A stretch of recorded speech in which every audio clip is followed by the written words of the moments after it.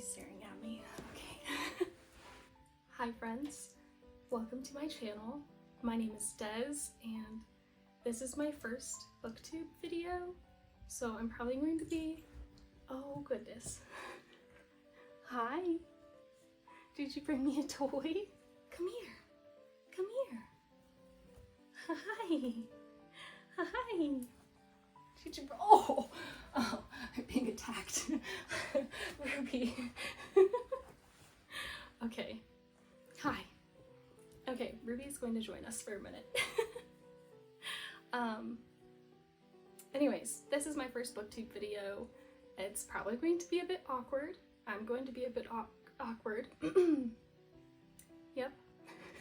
It's going to be a bit awkward until I get the hang of this, probably. So thank you for sticking with me through that. So today I wanted to share with you the books that I want to read in March. I recently heard about the Middle Grade March reading challenge. It's not so much a challenge, but just like a community thing to read middle grade books during the month of March. So most of the books on this list are going to be middle grade.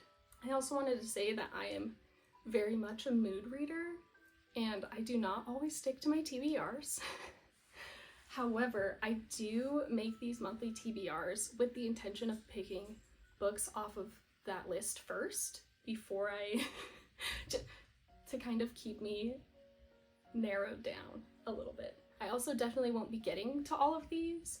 I am not the kind of person that reads like 10. Hi, Ruby. I'm not really the type of person that reads like 10 books in a month. I do average maybe like 3 to 4 books, and that's mostly because I listen to a lot of audiobooks too. So anyways, I treat my TBR as more of like a menu for the month, and I just sort of pick what I feel like reading at the time off of that list. Okay, let's get into the list. First on my TBR for March is Half of a Yellow Sun by Chimamanda Ngozi Adichie. In this novel, we follow 5 characters through the promise, hope, and disappointment of the Biafran War in Nigeria. We see how their very different lives intertwine against the backdrop of a seminal moment in modern African history. I'm reading this book for a book club, and I've actually already started it because it is quite a long one, but I'm already really enjoying it, and I'm finding that it's a very interesting story. Next, we have a Rover story by Jasmine Warga. This is the group pick for Middle Grade March this year, and when I first saw this, it immediately jumped to the top of my TBR because it looks just right up my alley.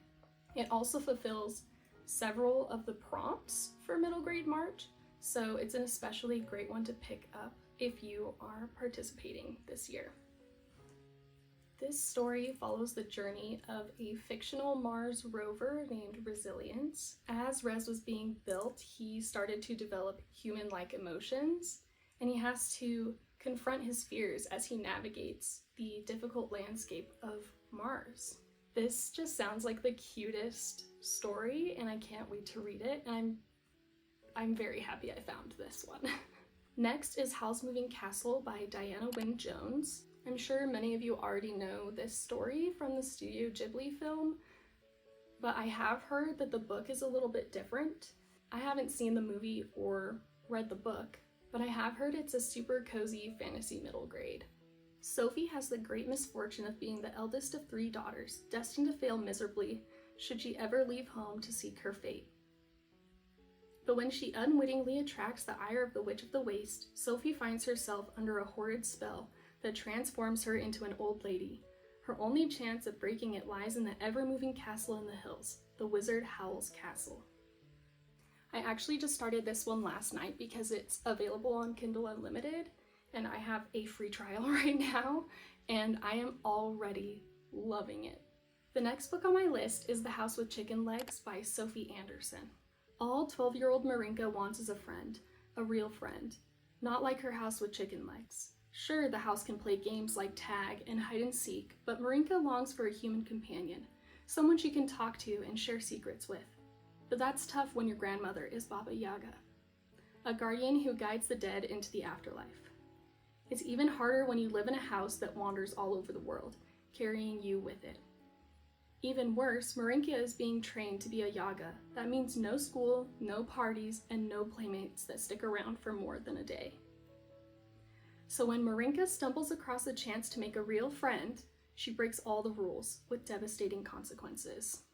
This book sounds incredible, and it is also available on Audible for free if you have an Audible subscription.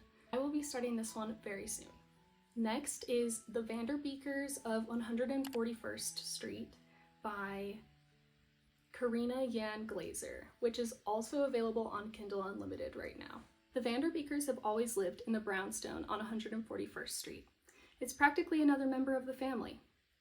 So when their reclusive, curmudgeonly landlord decides not to renew their lease, the 5 siblings have 11 days to do whatever it takes to stay in their beloved home and convince the dreaded Biederman just how wonderful they are.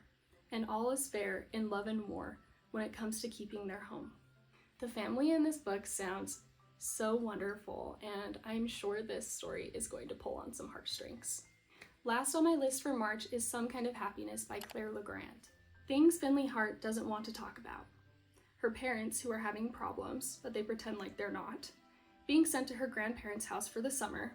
Never having met said grandparents. Her blue days when life feels overwhelming and it's hard to keep her head up. This happens a lot. Finley's only retreat is the Everwood, a forest kingdom that exists in the pages of her notebook, until she discovers the endless woods behind her grandparents' house and realizes that Everwood is real and holds more mysteries than she'd ever imagined. With the help of her cousins, Finley sets out on a mission to save the dying Everwood and uncover its secrets. But as the mysteries pile up and the frightening sadness inside her grows, Finley realizes that if she ever wants to save the Everwood, she'll have to save herself. I'm really intrigued to see how the author handles the themes of childhood depression in this book, and it's probably going to make me cry. But I think it's going to be a really wonderful and magical story. It also has been compared to Bridge of Terabithia, which was one of my favorite films when I was younger, so high hopes for this one too. That is the list of books that I'd like to read in March. Let me know in the comments if you've read any of these books, or if you're planning to participate in Middle Grade March, and what books you're planning to read. Thanks for watching, and I'll see you in the next one.